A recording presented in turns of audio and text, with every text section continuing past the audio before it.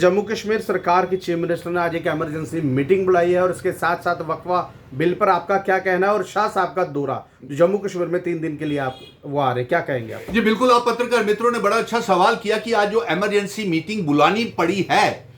उमर अब्दुल्ला साहब को, chief minister जो चुनी हुई सरकार के हैं, तो उसमें से क्या निकल करके आता है ये जानकारी तो उस मीटिंग में ही पता चलेगा। लेकिन मेरा इस बात को, इमरजेंसी मीटिंग, वक्फा बिल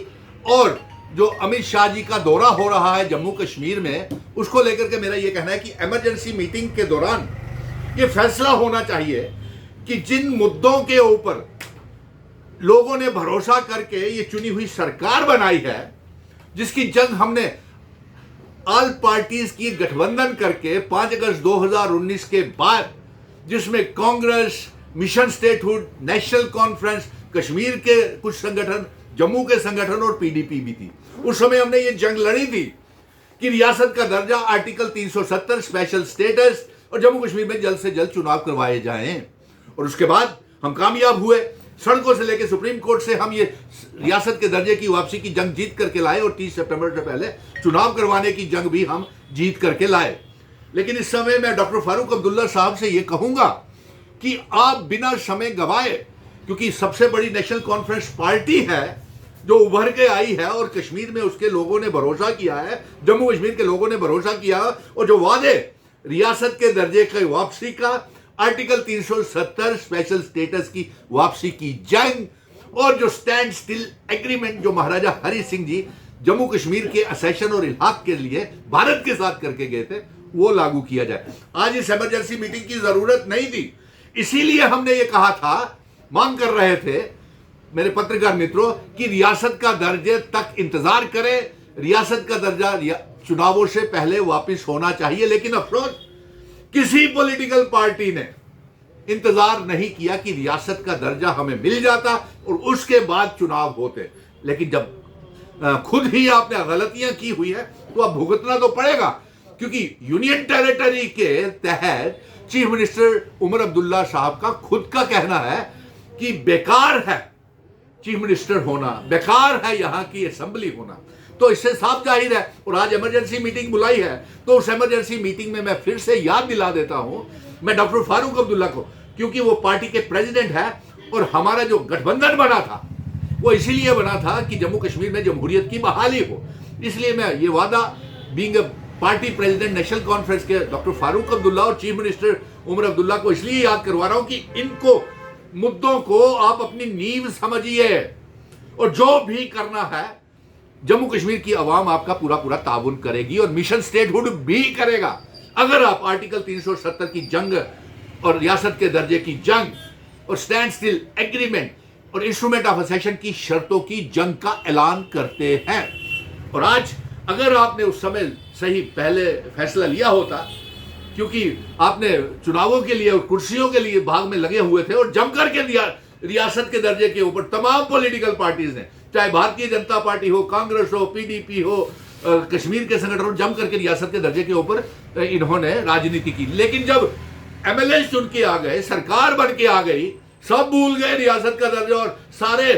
एमएलए जो है वो 5-5 लाख रुपया तनख्वाह की मांग करने लगे। और उन्होंने काली, पीली और स्कॉट्स गाड़ियां देख करके, टूटू वाले, और देख करके उन्होंने सोचा कि हमें सब कुछ हासिल हो गया। लेकिन जनता से, आवाम से वो दूर होते चले जा रहे हैं तमाम 90 के 90 एमएलए और चुनी हुई सरकार। इसलिए चुनी हुई सरकार का हरकत में आना बेहद जरूरी है। मैं तो चाहूंगा कि जितने एमएलए हैं सारे धरना प्रदर्शन राजभवन के बाहर शुरू कर दें, और उसके साथ साथ अमित शाह जी आ रहे हैं, और अमित शाह जी के मालूम नहीं, अमित शाह 28 जो खुद को डोगरा एमएलए कहते हैं,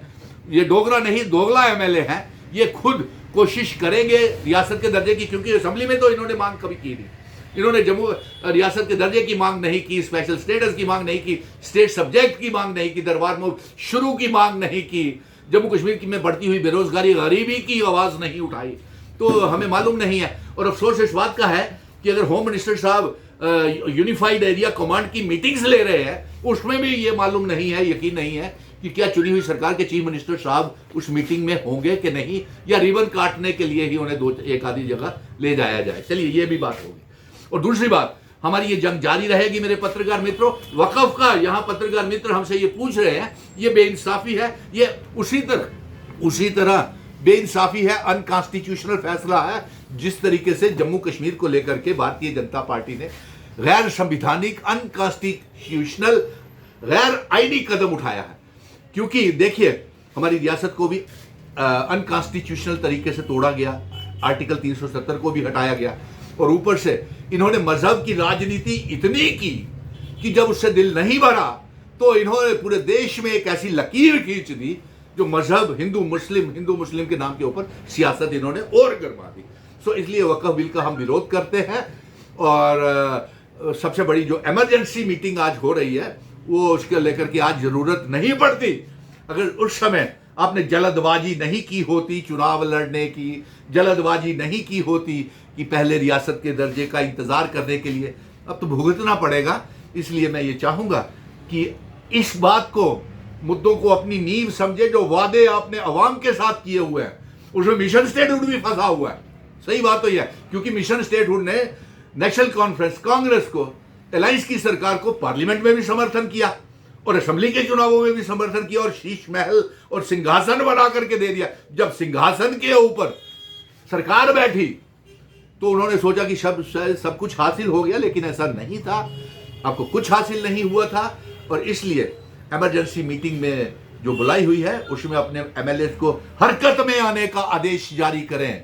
डॉक्टर फारूक अब्दुल्ला साहब, आप तो समझदार हैं, आपके साथ तो मैं शाना बिशाना आज तक और आगे भी लड़ेंगे, क्योंकि मैं इसलिए आपके साथ खड़ा हूं क्योंकि मुझे अपनी रियासत वापस चाहिए।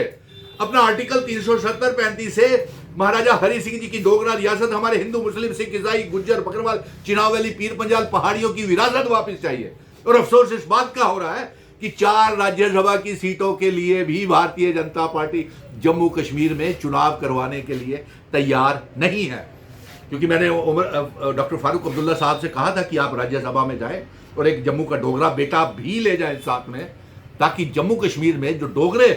2 मेंबर पार्लियामेंट है, जितेंद्र सिंह और जुगल किशोर, जो आवाज नहीं उठाते, तो कम से कम कोई आवाज उठाने वाला तो होना चाहिए। जय हिंद, धन्यवाद। हाँ जी बोलो।